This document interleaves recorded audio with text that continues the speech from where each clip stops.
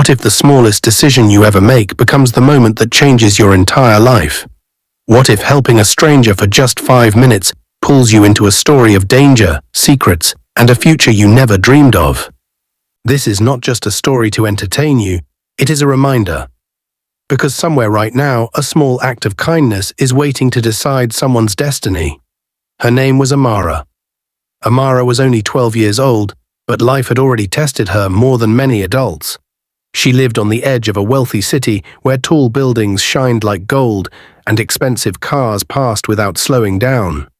In that same city, Amara lived quietly, almost invisible, like a shadow the sun forgot to touch.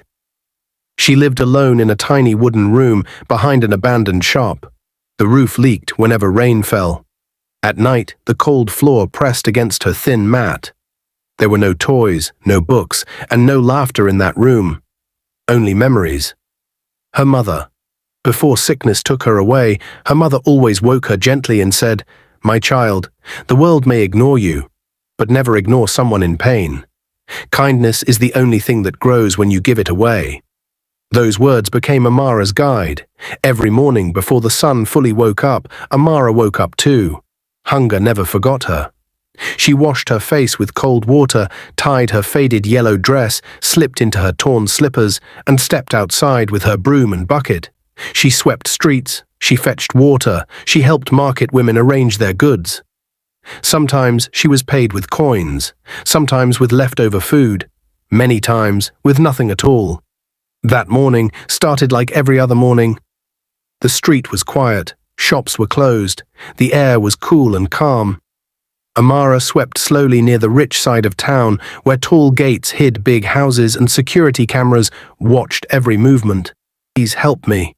The voice was weak, shaking, afraid. Amara stopped sweeping, her broom slipped from her hand and fell softly to the ground. She listened again. "Please, don't leave me." Her heart began to beat fast. Amara looked around. The street was empty. No adults, no guards, no neighbors. That was when she noticed the car. A long black car stood by the roadside, shining even in the dim morning light. It looked expensive, too expensive to be there. The engine was off. One door was slightly open, as if someone had rushed out in fear. Amara felt a chill run through her body. She knew how the world worked. When trouble came, it rarely spared the poor. Fear whispered inside her, "Walk away. You cannot afford problems. Mind your own life." She took one step backward. Then the voice came again, softer this time. "I'm scared. Please." Amara closed her eyes. She saw her mother's face. She remembered those gentle words about kindness. And even though her legs trembled, Amara stepped forward. Inside the car sat a girl about her age. Her clothes were clean and beautiful. Her shoes shined. Her hair was neatly done, but her face was pale and fear filled her wide eyes. A small cut rested on her forehead with dried blood around it. "My name is Zara," the girl whispered. "I feel dizzy. My driver went to buy something. He hasn't come back." Amara's chest tightened. This girl came from a world far above hers. But fear sounded the same everywhere. Amara dropped her bucket, ran to a nearby tap, and fetched water. She returned quickly and helped Zara drink slowly, speaking in a soft voice. "It's okay," Amara said. "I'm here now." Zara held her hand tightly, as if letting go would make everything disappear. Suddenly, footsteps echoed from the other end of the street. Amara looked up. 2 men were walking toward them. They looked around nervously, whispering to each other. Zara's grip tightened. "I think they're looking for me," she whispered, her voice shaking. Amara's heart began to pound loudly in her ears. She did not have time to think. She gently pushed the car door shut, stepped in front of it, and picked up her broom, holding it like a guard holding a weapon. The men stopped. One of them frowned. "What are you doing here?" he asked sharply. Amara swallowed hard. "I'm just cleaning," she replied, forcing her voice to stay calm. The men stared at her for a long moment. Then one of them shook his head. "Let's go," he said. They turned and walked away. Amara's knees almost gave way. She had no idea who Zara truly was. She did not know she had just stood between danger and the daughter of a billionaire. All she knew was this: kindness had just pulled her into a story that would change everything. The moment the two strange men disappeared, the quiet street did not stay quiet for long. Within minutes, the sound of fast engines broke the silence. Amara looked up just as several long black cars rushed into the street, their tires screeching as they stopped suddenly. Doors flew open. Men in dark suits jumped out, their faces tight with fear and urgency. "Zara!" a deep voice shouted, loud enough to shake the air. Zara flinched. Amara turned just in time to see a tall man running toward them. He looked powerful, important, and very afraid. His eyes were fixed on the car as if nothing else in the world mattered. The car door opened. Zara stepped out slowly, her legs weak. The man reached her in seconds and pulled her into his arms. "My child, my precious child," he cried, holding her so tightly it looked like he was afraid she might disappear again. Amara stood back, unsure of what to do. She suddenly felt very small. Her slippers were dusty. Her dress was faded. She wanted to disappear. Zara gently pushed away from her father and pointed at Amara. "Daddy," she said, her voice still shaking, "she saved me. She stayed with me when I was scared. She didn't run away." The man turned to look at Amara. His eyes were sharp, but not unkind. "I am Kingsley Hart," he said slowly. "My daughter is everything to me. If anything had happened to her..." His voice broke. "You saved my world." Amara shook her head quickly. "I didn't do it for money," she said in a small voice. "I just helped." The men around them exchanged surprised looks. They were used to people asking for rewards. This poor girl asked for nothing. Mr. Hart stared at Amara for a long moment, then nodded. "Come with us," he said gently. "At least let us thank you properly." Amara hesitated. She had never entered a rich man's car before. But Zara smiled at her and held her hand. "Please," Zara said, "I don't want to be alone." So Amara climbed into the car.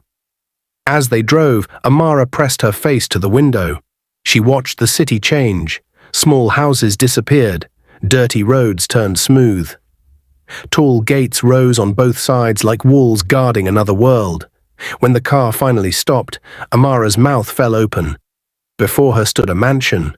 It was bigger than anything she had ever seen. Green gardens spread wide. Flowers bloomed neatly. The building itself looked like a palace from a storybook. "This is my home," Zara said proudly. Amara felt her heart pound. Inside, everything shined. The floor reflected her face. The air smelled clean and calm. Zara was taken away by doctors and guards, but before leaving, she ran back and hugged Amara tightly. "You're my friend now," she whispered. "Don't be scared." But fear had already found Amara. From the top of the wide staircase, a woman watched everything. She was dressed beautifully. Her hair was perfect. A soft smile rested on her lips. Her name was Lydia, but behind her smile lived something dark. As she watched Amara, her fingers tightened slowly. "That girl was not part of the plan," Lydia whispered to herself. And in that moment, Amara stepped fully into a house filled with gold and hidden danger. The first night Amara slept in the mansion, she did not sleep well. The bed was soft, too soft. The room was quiet, too quiet. She lay awake staring at the high ceiling, listening to sounds she had never heard before. The gentle hum of machines, the soft footsteps of guards walking past her door, the distant echo of doors opening and closing. This place was beautiful, but it did not feel safe. Amara missed the small wooden room behind the shop. It was poor, but it was honest. This mansion shined on the outside, yet something inside it felt cold and hidden. The next morning, servants brought her clean clothes and warm food. Amara ate slowly, afraid she might wake up and find everything gone. Zara came running into the room with a smile. "You're really here," Zara said happily. "I thought maybe I dreamed you." Amara smiled back, but her heart was heavy. As the day passed, Amara noticed things. People whispered when they thought no one was listening. Guards spoke in low voices. And sometimes, when Amara walked into a room, conversations stopped suddenly. That afternoon, she wandered into a long hallway filled with paintings. As she admired one, she heard voices coming from around the corner. She stopped. One voice was calm and sharp. It was Lydia's. When everything was arranged, Lydia said quietly. The driver followed instructions. Another voice replied, but the girl survived. Lydia's tone hardened. Because of that poor child. Amara's breath caught in her throat. Her heart began to pound. She leaned closer without meaning to. The accident was supposed to look natural, Lydia continued. No one was meant to be there, no witnesses. Amara felt dizzy. Accident? Witnesses. Her hands began to shake. She stepped back slowly, afraid of making a sound, and hurried away before she could be seen. That night, fear wrapped itself around Amara like a tight rope. She could not eat. She could not sleep. Her mind replayed Lydia's words again and again. The next morning, Amara tried to convince herself she was mistaken. But fear does not lie. That evening, as she returned to her room, she noticed something on the floor. An envelope. Her name was written on it. Her hands trembled as she picked it up. Inside was a small piece of paper. Leave this house immediately, or you will regret staying. Amara felt cold from head to toe. She ran to Zara's room and showed her the note. Zara's smile disappeared. Someone is trying to scare you, Zara said, though her voice shook. Amara swallowed. It's more than fear, she whispered. Zara, I heard something. She told Zara everything. Zara's face turned pale. You mean someone wanted me hurt? Zara asked softly. Amara nodded. Tears filled Zara's eyes. But why? She asked. Before Amara could answer, a voice spoke behind them. Because some people love money more than family. They turned. Lydia stood in the doorway, smiling. Her eyes were cold. Girls, Lydia said sweetly, dinner is ready. Amara felt fear rise sharply in her chest. In that moment, she knew the truth. The danger had followed Zara home, and it was living right inside the mansion. That night, Amara did not sleep at all. She lay on the wide bed with her eyes open, staring at the ceiling, listening to every sound. Each creak of the floor made her heart jump. Each distant footstep felt like danger coming closer. Fear whispered to her again and again, "You are poor. You do not belong here. If you speak, you may disappear." Amara turned on her side and pulled the blanket close, but the cold inside her chest did not go away. She thought about running. She could leave before morning, go back to sweeping streets, go back to being invisible. At least there, danger was familiar. But then she remembered Zara's face in the car, the fear in her eyes, and she remembered her mother's voice. Never ignore someone in pain. By morning, Amara had made a decision. If she stayed silent, something terrible could happen. She could not let that happen. At breakfast, Amara barely touched her food. Zara noticed. "Amara, what's wrong?" she asked softly. Amara looked around. Servants moved quietly. Guards stood at their posts. Lydia sat across the table, smiling as if nothing in the world was wrong. That smile made Amara's stomach twist. "I need to speak to your father," Amara whispered to Zara. "Alone." Zara hesitated, then nodded. Later that day, Amara stood outside Mr. Hart's study. Her hands shook as she raised them to knock. What if he didn't believe her? What if Lydia heard? The door opened. "Yes," Mr. Hart said kindly. Amara stepped inside. The room was large and quiet. Books lined the walls. Power sat calmly behind the desk. Amara's voice trembled as she spoke. "Sir, I heard something I shouldn't have." She told him everything. The phone call, the planned accident, the note. Mr. Hart's face slowly changed. Shock, then pain, then anger. "Are you certain?" he asked quietly. Amara nodded. "I have no reason to lie," she said. "I only want Zara safe." Mr. Hart stood up slowly. For a long moment, he said nothing. Then he pressed a button on his desk. "Call security," he said. The house went into sudden movement. Guards filled the hallways. Lydia realized something was wrong. She tried to leave the mansion quietly, but she did not get far. Security stopped her at the gate. "Let me go," she shouted. "You can't do this." Mr. Hart stepped forward. "You already did," he said coldly. Lydia's smile finally broke. The truth had caught her. Zara was brought to her father's side. Mr. Hart knelt and held her close. "I'm sorry," he whispered. "I didn't see it," Zara cried. Amara stood quietly in the background, her heart pounding. She had spoken, and evil had been exposed. The rain that morning fell softly, like the world itself was holding its breath. Amara stood at the edge of the grand staircase, her heart pounding like a drum in her chest. Her small bag was packed. Zara was beside her, holding her hand tightly, her eyes red from crying, but filled with hope. Downstairs, Mr. Kingsley had called everyone into the living room. The truth was about to be told. Lydia sat on one of the velvet chairs, her face calm, but her fingers trembled slightly. She did not look at Amara. She did not look at Zara. She only stared straight ahead, as if confidence alone could save her. Mr. Kingsley cleared his throat. "Before anything else," he said slowly, "I want to hear from Amara." The room went quiet. Amara felt her knees weaken, but she remembered her mother's words from long ago. Even a small voice can shake a mountain if it speaks the truth. She stepped forward. With a trembling voice, she told everything. She spoke about the overheard phone calls, the whispered plans, the note warning her to stay silent, the slow tampering with Zara's medications, the staged accidents meant to look harmless, but were anything but. As she spoke, Zara squeezed her hand tighter. The room grew heavy. Mr. Kingsley's face changed with every word, confusion, shock, anger, then deep sorrow. When Amara finished, tears streamed freely down his face. "This house," he said brokenly, "was meant to protect my child."